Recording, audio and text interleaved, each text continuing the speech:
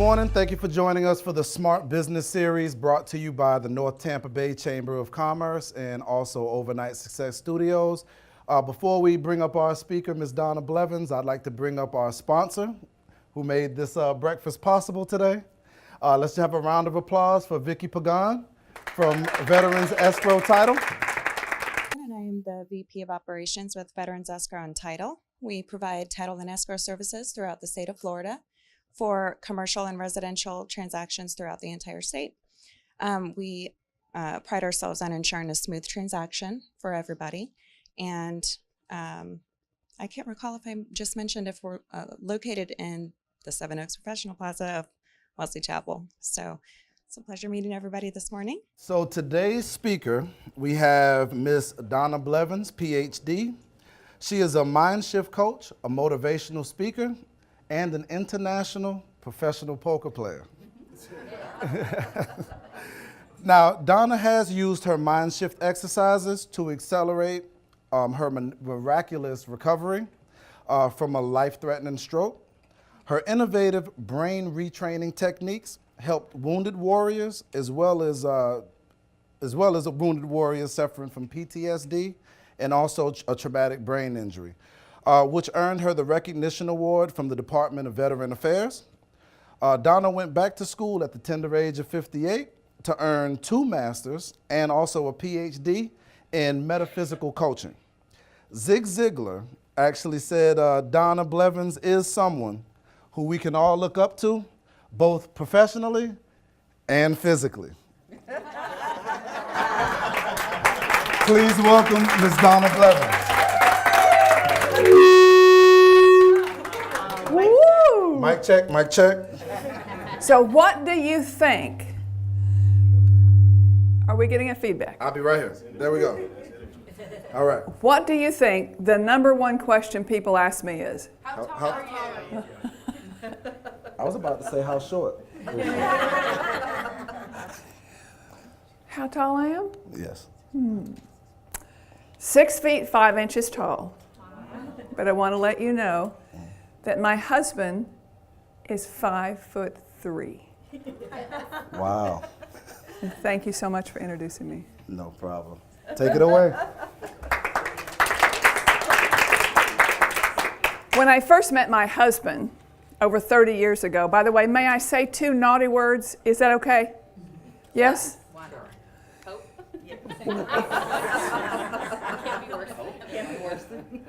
It can't be worse than. When we first met each other, I'm 6'5" and he's 5'3", and in those days I wore 3-inch heels, 4-inch heels, 5-inch heels, and 6-inch platforms. I mean, why hide? Just think about that. Is there any reason for me to hide? Well, when we met each other, he thought I was a big and I thought he was a little And you know what? We were both right. But I want to tell you, first of all, yes, I want you to move to the present.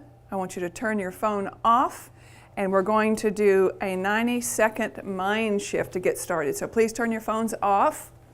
Don't want you to be distracted, because are you worth the next 45 minutes to give to yourself? Are you worth that? Yes, ma'am. Yes. Okay. Now let's talk about a 90-second mind shift. This is so simple. It is so easy. I want you to put your feet flat on the floor. I want you to take your right hand and look at your right hand. Look at that right hand. That's a nice hand. Stretch it out. I want you to put your hand over your heart. I want you to take your left hand and take a hold of your right elbow. Pull it over towards the center of your body and leave your hand in touch with your body. And now what I want you to do is say, "Attaboy, attagirl." Okay, for being here today.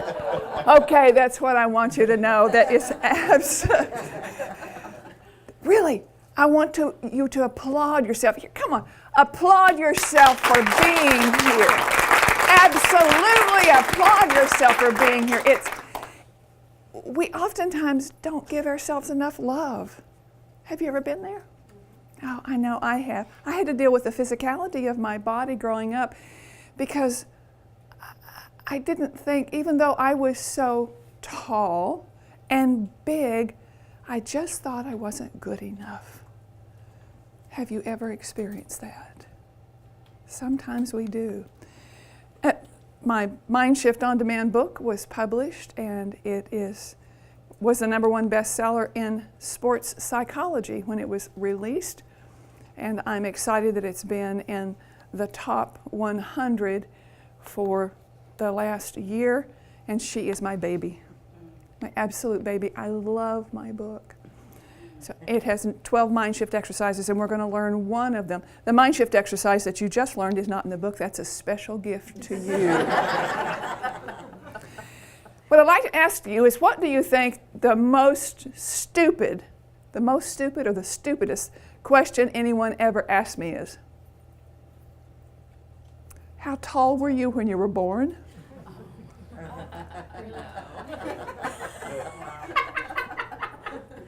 Yeah, and I just got, oh, I don't know, I just drove home. I was born in the mountains of Virginia, in the southwestern corner. I was raised in a coal mining camp. And that's on the tip of Virginia next to Tennessee and Kentucky. And I was born with bronchial asthma, and I was in the hospital on my birthday for the first 6 years of my life. But let me tell you what I thought of the hospital. I loved it. It was fun. I had a great time in the hospital. I guess I started mind shifting early. But when I was 6 years old, and that was 1955, and you can do the math, I had a sad experience. They discovered that I had tuberculosis. Did you know that tuberculosis generally stunts people's growth?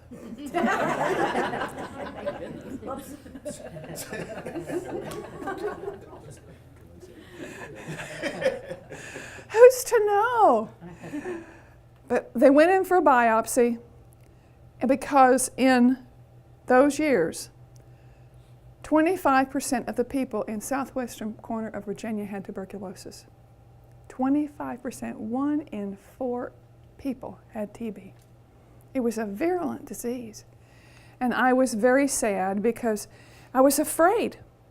They took me in for a biopsy, and when they went into surgery, my heart stopped. And my heart stopped for 6 minutes. If your heart stops for more than 4 minutes, you will have brain damage. And let me share something with you. They talk about it and call it a near-death experience, but there was nothing near about the experience that I had. It was full of joy. And if that is what is on the other side, then I'm really happy to share that with you. But what happened is when it was like I came back, I looked down at the shell of what had been me. On the operating table, they were running around with trying to do something with it. And it was almost like I felt a boot push me back. And I didn't know what to do because I was afraid to speak.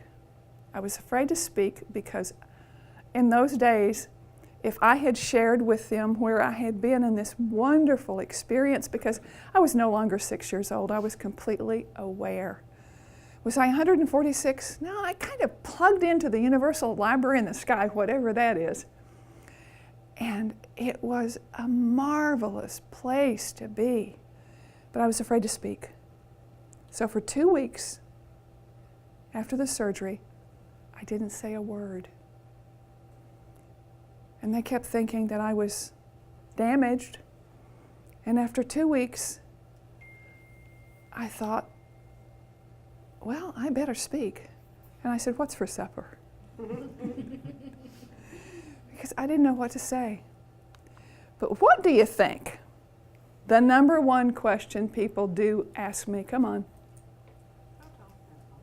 What do you think it is? Do you play basketball?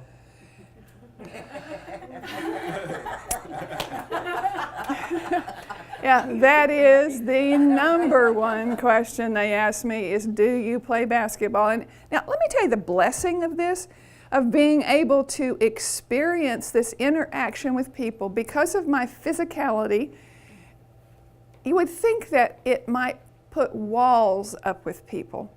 But because I am proud of who I am, because my mother used to tell my mother, God bless her, she is 92 years old. She's been sharing her home since 2002. And she is absolutely phenomenal. She would tell me to straighten up, stick them out, and be proud. That was way before there was anything to stick out. I was 30 before that happened, and actually when I hit 30, I went through that 30 crisis. I bet you've experienced that. And I went into my bedroom and I cried for 2 weeks, and I came out with gray hair, wrinkles, and, well, you know, they came. And I thought if I had the ability to write a home study course on that, I would make $1 million next week. The basketball has been a big part of my life because when I was in high school in the mountains of Virginia, I played basketball, but not of my own volition when I got to high school, and it was 5 grades, by the way. And I have to tell you that because when you used to say, when I was in high school for 5 years, people said, oh, you were slow. My high school was 8, 9, 10, 11, 12. And when I got there, I have one brother, and he was a star athlete. He's 2.5 years older than me.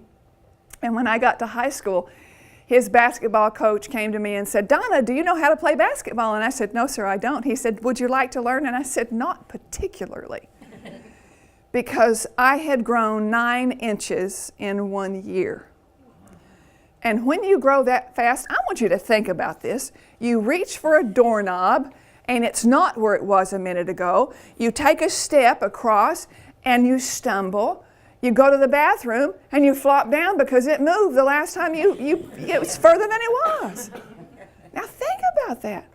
Our bones grow faster than our muscles, and are literally going into the 6th grade. My ligaments and tendons were ripping away from where they connected. The Achilles tendon goes down the back of the leg under the foot, and it felt like every time I took a step, it felt like there was a ice pick going up into my foot. And I was such a poor basketball player for the 5 years that I played basketball because I was a spot shooter since I couldn't dribble. I would come over and I would find my spot. Okay, here it is. And I'd wait for them to bring the ball to me. I did a double-handed overhead shot, okay? Take my time, nobody's going to take it away from me. I would shoot, and I would miss, and I would shoot, and I would miss, and I would shoot, and I would miss. Okay, I've got another spot. So, okay, here's the other spot. Okay, bring me the ball. And I would shoot, and finally, I'd make a basket. It'd go in. But at the end of every game, I would say, why am I such a poor basketball player? Why do I miss so many times? And why do I always screw up? I want to ask you a question. Do you ever ask yourself, why do I screw up? Let me fast forward 20 years. Because what I learned was that the structure of the question anchored my belief that I was a poor basketball player. The way that I was asking those questions anchored that belief. And when we go forward 20 years to 1987, I was on Our Magazine daytime talk show with Gary Collins was the host. Now I know that was before most of your time. There are a few lovelies out there who remember the 87s. Please raise your hand because I'd like to know that there are a few.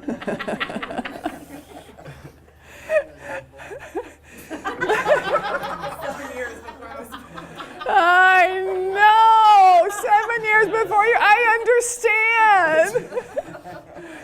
And let me tell you what, I believe that I have gone through all of the challenges to be the person I am today. And I want to let you know I really like who I am. And I love how I share this mind shifting with people that I know. And when I was on the daytime talk show, I was on the show with Kareem Abdul-Jabbar. Now, Kareem is 7'2". Kareem is 7'2". Let's get that right. He's 7'2". And Gary Collins was 6'1". They said he wasn't.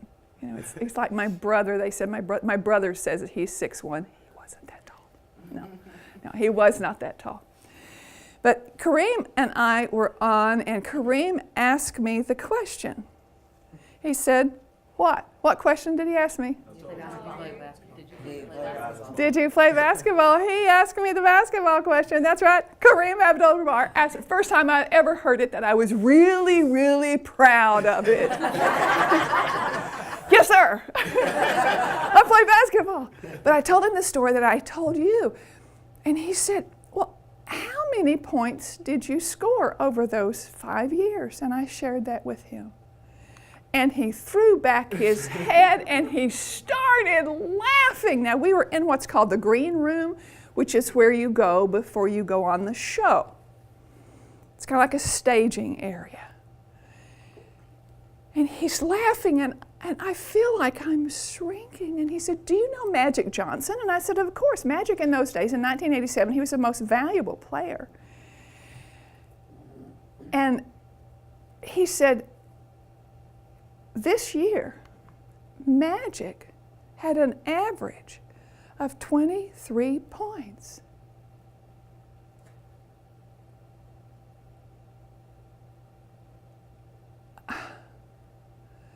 Does that mean that my 36-point average over 5 years meant I was good? He said, "No, not good." Kareem Abdul-Jabbar said that I was a star. And in that moment, I had a mega mind shift, because I realized that I had been counting the wrong things. I had been counting the number of times I missed rather than the number of times I scored. And I want to ask you, how many times do you do that to yourself? We focus on our mistakes rather than celebrating our wins. Here is my mission: to understand the mysteries of the mind, to control my thoughts and emotions rather than allowing them to control me. After years of study, trial and error, success and failure, I want to tell you one thing that you're going to be surprised at.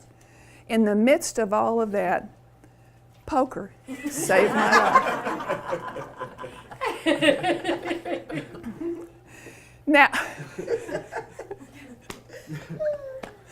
okay, why do I say that? Because it's a fact. I had a real estate company in Bonita Springs, Florida, which is about 3 hours south of here. And I was the management broker for the Department of Veterans Affairs. And I took custody of properties that were acquired because of the foreclosure process, and I was the one that had to do the evictions and take care of the evictions. And I had to clean up the properties. And do you think that there was stress in that type of a job?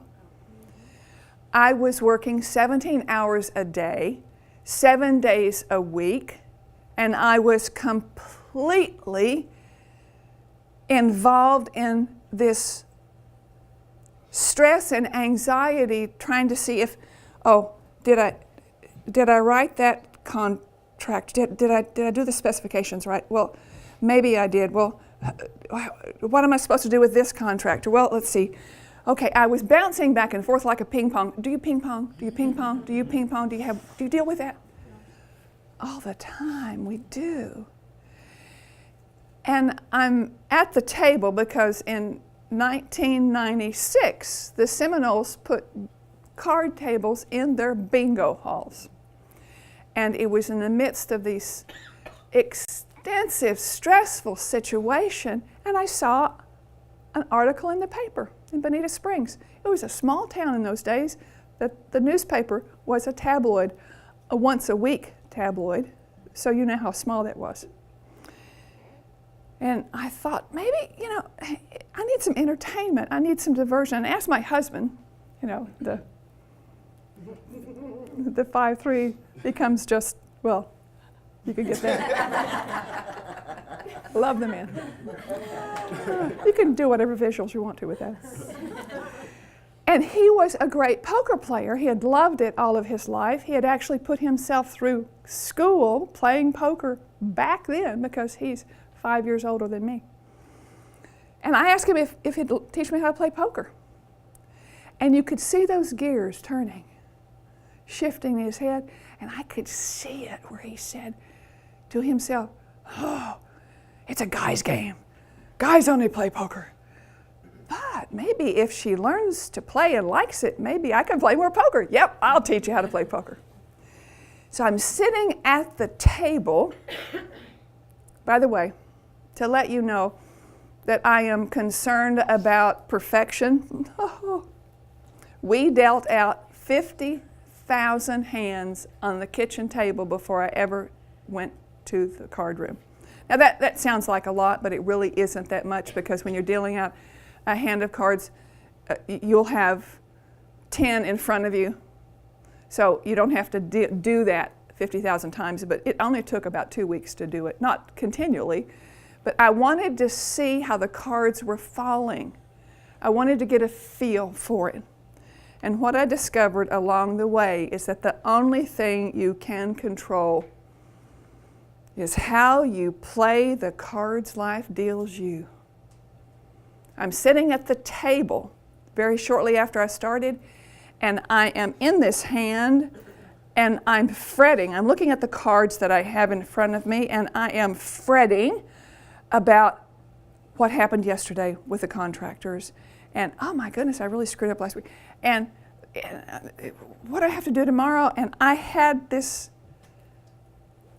alert from the universe that said, hey, pay attention. There's only one thing you have in your life. The only thing that exists is the hand that you are in. That is the only thing that exists in any part of your life is the cards that you have right now, the hand that you're in. That is the only thing that exists. Nothing else exists. The only thing we can do is how we play the hand that we're in. That's it. That is a fact. It's a now. It's becoming completely aware and in the moment. Rather than struggling for control, become aware and shift. We want to shift your mindset, your thoughts, and away from negativity. Think about that. Think about how empowering that can be. But here's the truth about the mind. The mind is reactive. It's naturally reactive. Some people call it the lizard mind, that primal mind. Some people call it a monkey. I thought about it being a monkey mind, because inside my mind it's kind of like this monkey going from one post to the other, jumping around. A hamster. The mind is like a hamster on a hamster wheel. Being reactive rather than consciously taking action will sabotage lives. It is a fact. Being reactive, and I want you to think about how many times you've been reactive in your life, because I know that I have been so reactive in my life. For me, it's a lesson learned, and I try to get the experience and take that experience going forward, because the mind is like an iceberg. Our conscious mind is like the part of the iceberg that is above the water. And our subconscious mind is all below the water. Our subconscious mind is a perfect recorder, but it is a lousy playback system, because it plays back that which has been anchored with highly charged emotions. Now, certainly you can understand that with PTSD, but consider the possibility that you could also anchor positive experiences by anchoring those with positively charged, highly charged emotions. If we can celebrate our wins, one of the biggest problems I had with my coaching clients and myself until I got it in competing in the poker industry was that, okay, you finish a game and you even win a tournament. And okay, here, let's go ahead and get another one. They were bouncing back and forth without saying, okay, I won that. Let me anchor it. What did it feel like? What did it smell like? What was I wearing? What did I hear? What were the sounds? You have to anchor it with everything that is around you. And what I discovered because of the poker table, the blessings of the poker table, because poker gave me an opportunity to test my mind shift exercises in real time, because poker isn't something when you're in a hand and you get upset, you can't say, oh, excuse me, please. Let me go over here and meditate for half an hour and I'll come back and play that hand. It doesn't work that way. You have to have quick, instant decisions. And how many times do we need to make instant decisions every day? It is continual. And we need to be able to shift our mindset. And I'm going to be sharing with you in just a few minutes a mind shift exercise that can be and has been life-changing that you can use instantly. The mind shift exercises help shift away from negative thinking. But here's the biggest problem. People automatically focus on the wrong things. Their mistakes, their troubles, their illnesses. Can you excuse me? There is no illness here. What it is the coolness. Thank you very much for that. So we focus on the wrong thing. What happens? We create more of the same, more mistakes, more troubles, more illnesses, and more pain. It is a fact. And here's the key.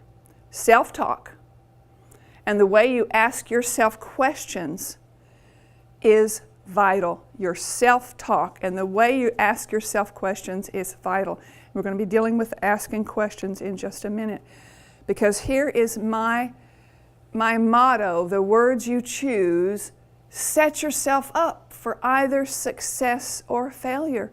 Remember why did I play such a poor basketball game? That anchored that fact for 25 years that I was a poor basketball player despite the reality. Here's the key, is that you can change your reality in the moment, in an instant, when you shift your mindset on demand. And you have the power to do that. The tools need to be worked with. Is it something that you can do once and it's done? No.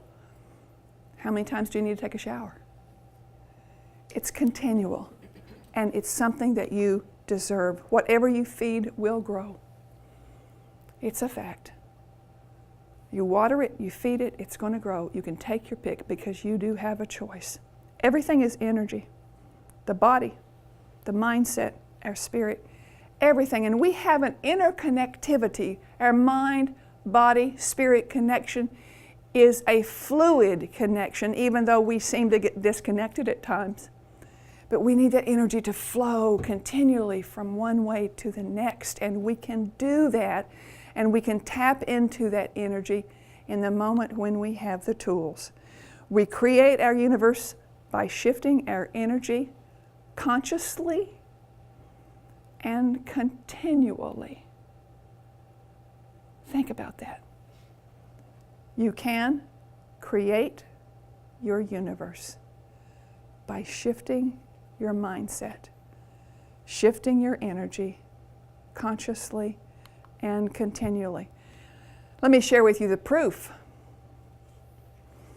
When I was birthing my baby, Mind Shift on Demand,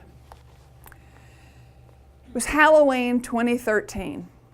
I was looking at my screen. I have a flat screen TV attached to my computer. I have 3 screens attached to it, by the way, because when I'm writing and involved with coaching and dealing with consultation, I want to be with the person.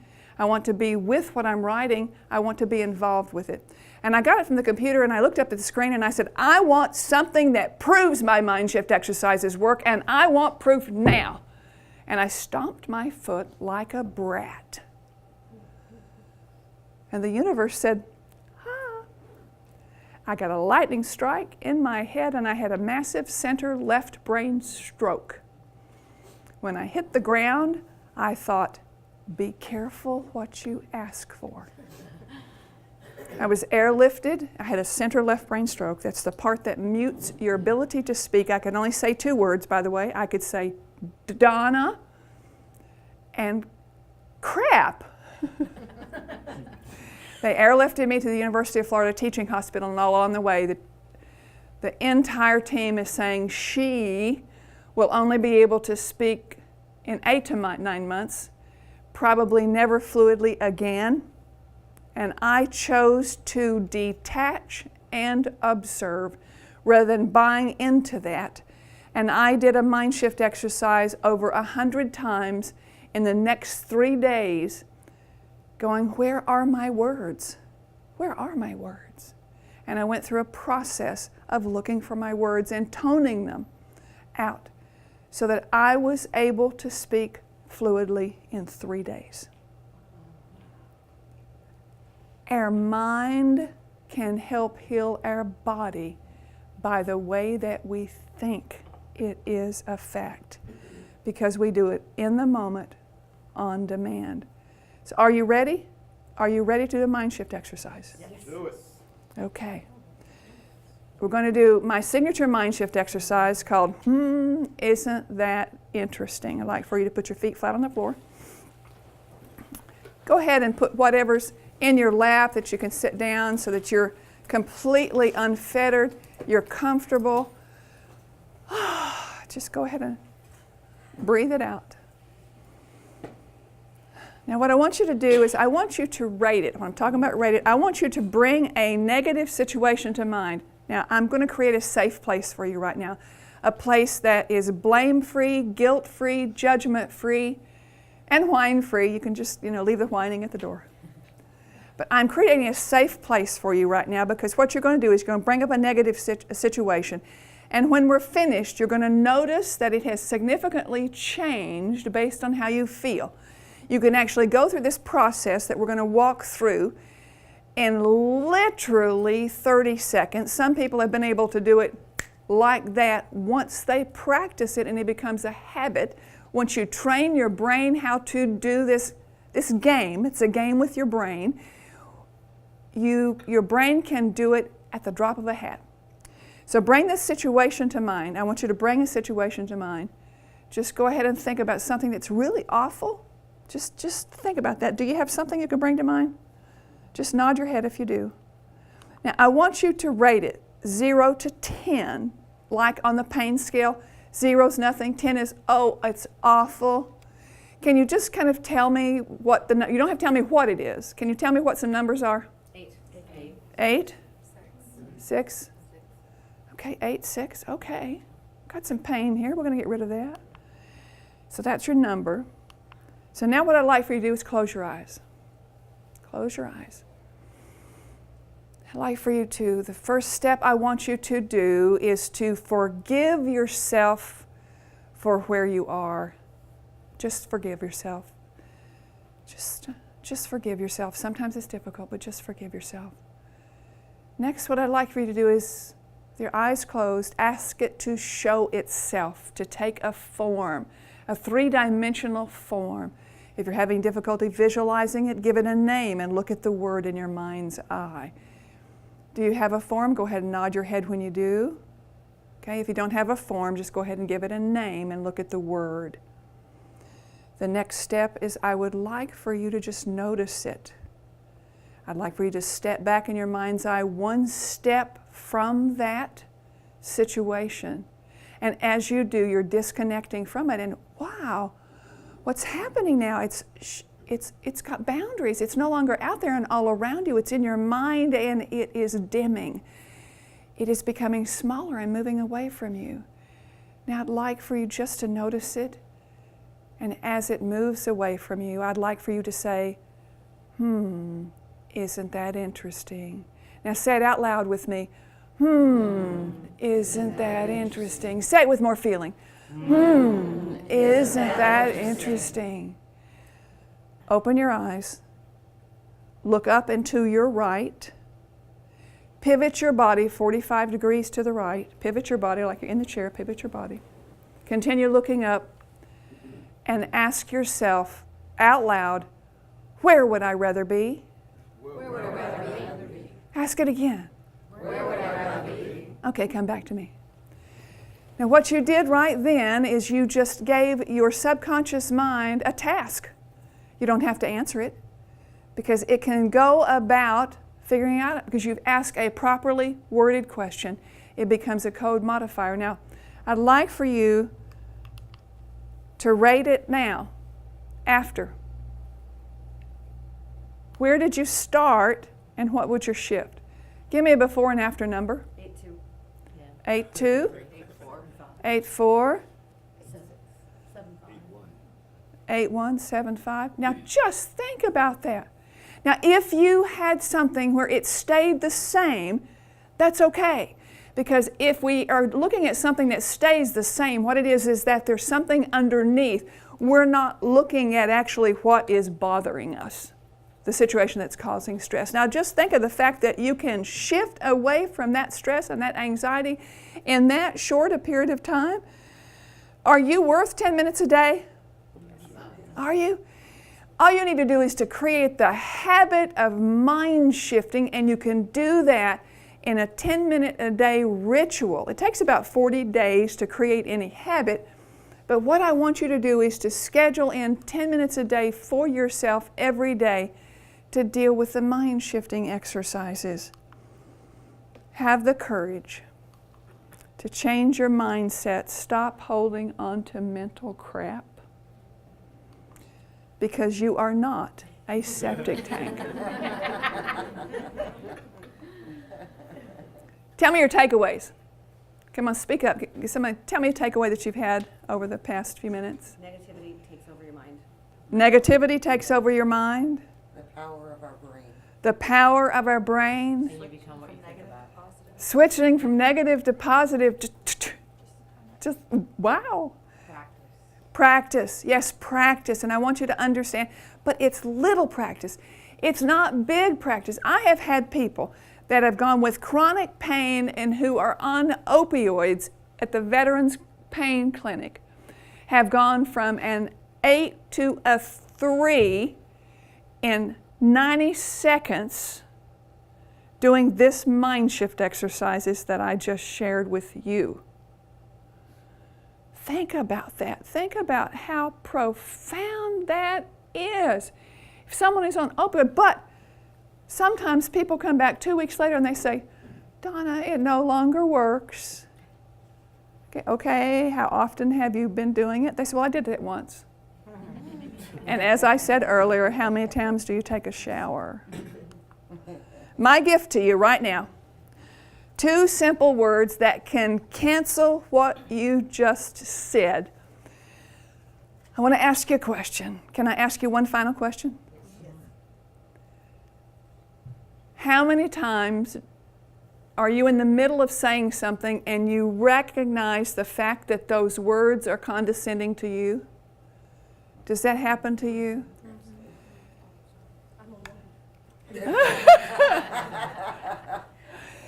I want you to understand that the 2 words that I'm going to gift you with today have been life-changing for me. I came across these a couple of years ago, and they are profound.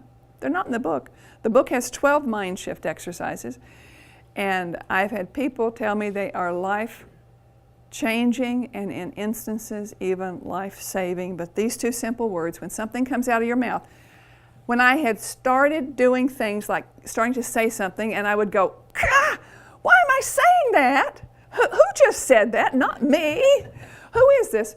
So rather than do that, because that's being self-judgmental, so rather than do that, just let the sentence finish. Whatever it is you're saying, and then say, "until recently." Because what you have done is you have canceled that energy completely. Now remember, if you still hold on to crap and need to flush your tank, butt up and take action. Okay? We're going to do some testimonials will be available if you have mental sewage. I have individual mind shifting online classes, and I'm going to have a master class. And the free 4-minute audio, I'd like for you all to opt in for that. And I'm going to be giving you, by the way, give you in just a minute before you leave, I'll be giving you this free 4-minute audio, and on the back of it are the 7 steps that I walked you through. So the audio is actually the, isn't that interesting? You can download it, and I want you to take it with you. And then it's outlined here on the card. So we can do that.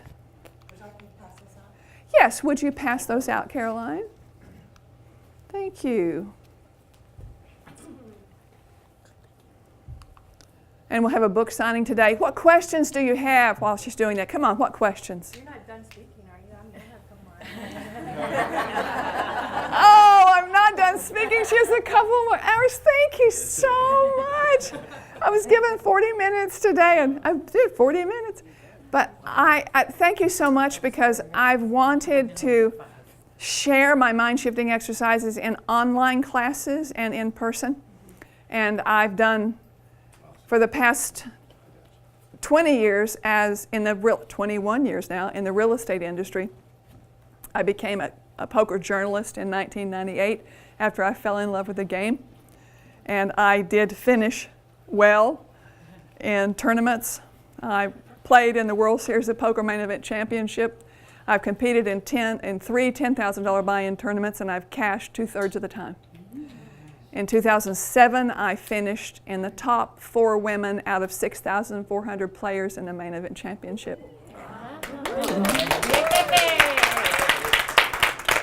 But I have available, I'm going to be doing classes online and in person. So tell me, what else do you need? Yes? Why do you think the world just automatically, it's so ingrained to just go to the negative side? Like, that's your first instinct, to say something negative, to be mad, you know? It just, And what's your name? Kim. Kim's question is, why do people automatically go to negative? Because they do. As I said, people automatically focus on the negative. That's what we do. Now, was it our upbringing? I'm not sure. 100% of the people that I've met, it works in. So I'm thinking that you just have to learn to shift your mindset. You have to understand it. Yes, sir? One thing that I find myself doing a lot is complaining. How can I stop complaining all the time? I mean, I did something good and I'm still complaining because something didn't go the way. Good question. Your name, sir? Miguel.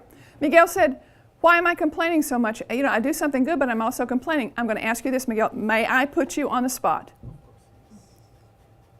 Do you choose to complain? Yeah. Okay. Do you choose to shift away from complaining? Yeah. Okay. Then please do that. Then when you start complaining, would you use the until recently?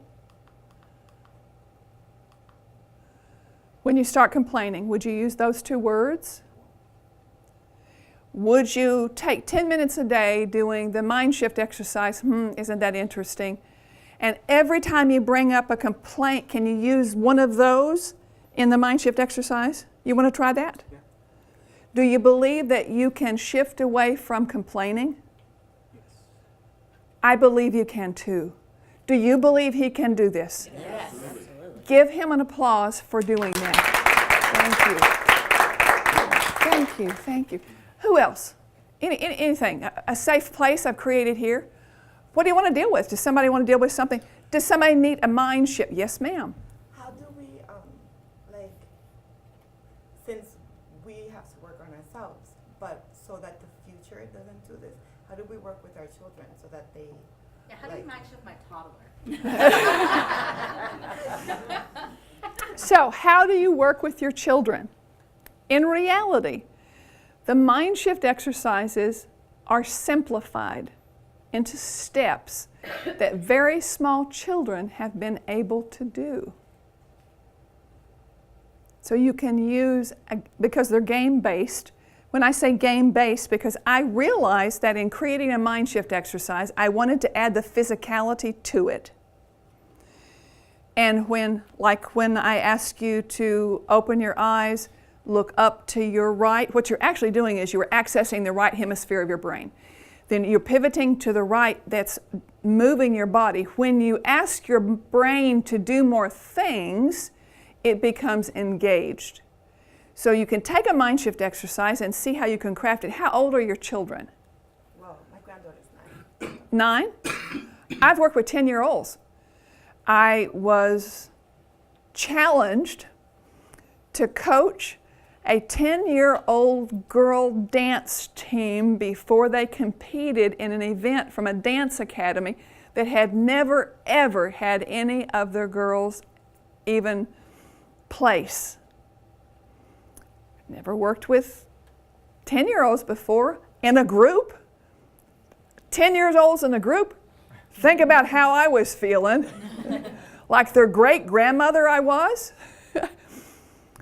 So I actually asked them what they wanted to do, how they wanted to shift, which one sounded like it would be fun for them. And we actually did something called the egg, which is the concept of creating this field shield around your body that helps to reflect negativity and allow positive to come in. And then they were having confidence issues, so we used one that deals with confidence. And I want to tell you that that weekend, I did this on Wednesday and asked them to do this for 3 days before they competed. They placed in blue ribbon in every event that following. Wow. So it will work with 10-year-olds. Like, I didn't know if it was going to work with pain. Just give it a try. So see what you can do, and if something's working, give me a call, and we'll talk about it and see how we can craft it. Yes, Maurice, as I remember. Ms. Donna. Yes, sir.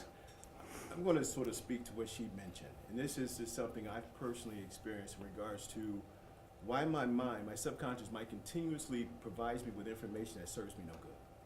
While your mind continually provides you information that serves you no good. This is what I personally, you correct me if I'm wrong, this is what I sort of determined, my own,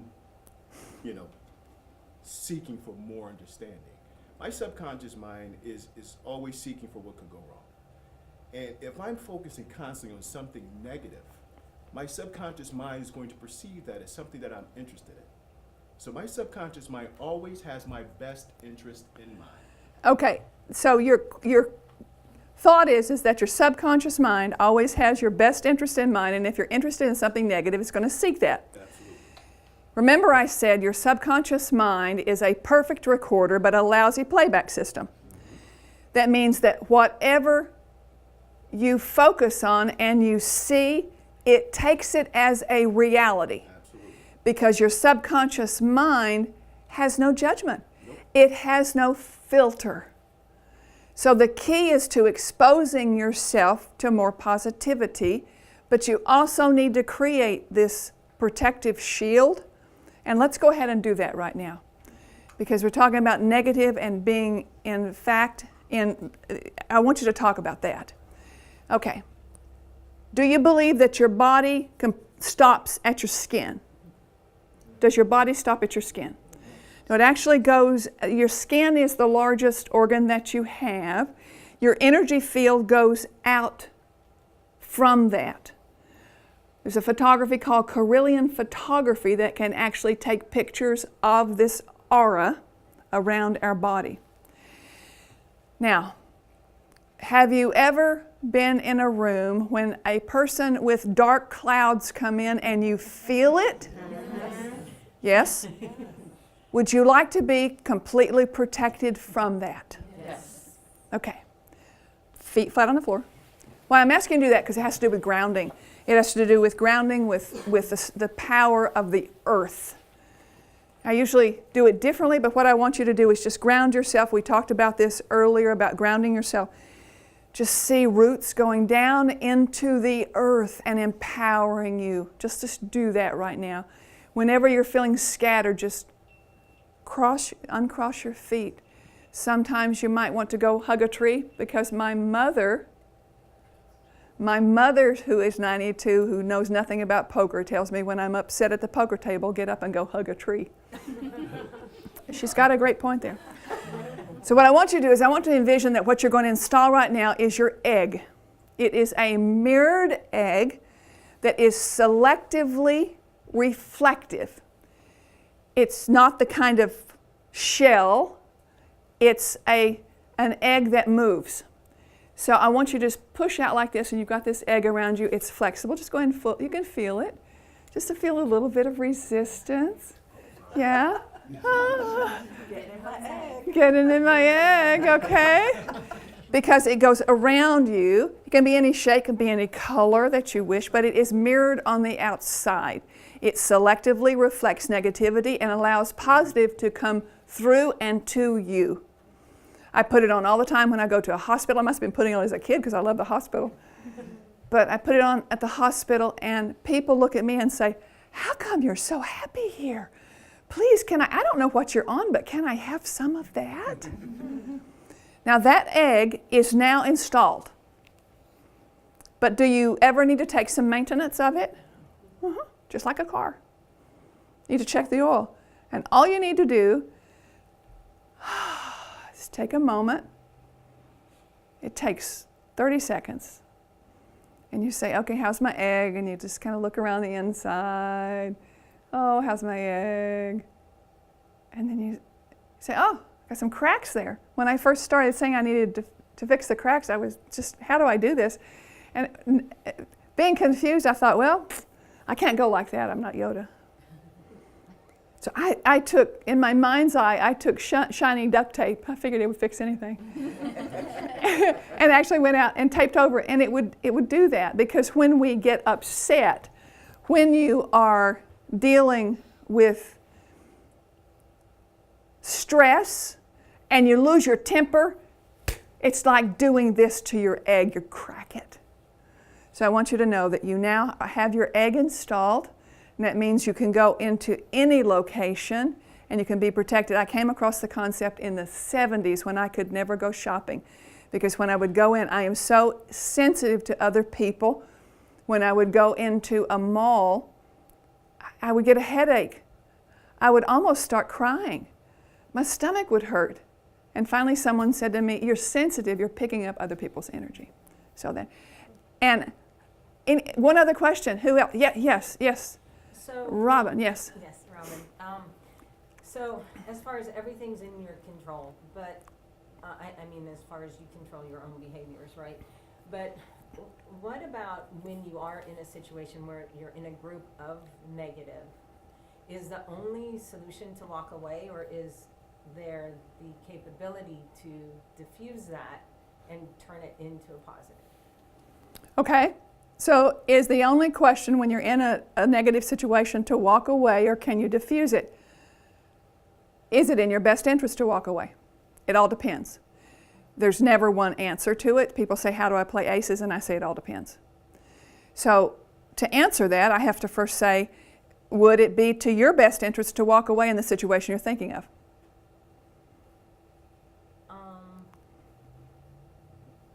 So that I don't know. I mean, I feel like a lot of like negative group situations, right, are closed-mindedness.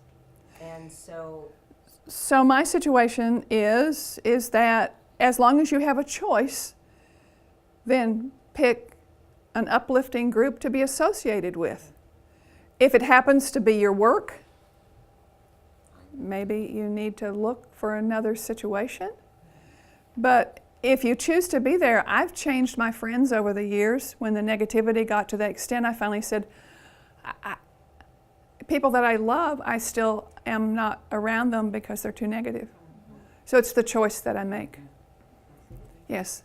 So how happy are you that you were here this morning?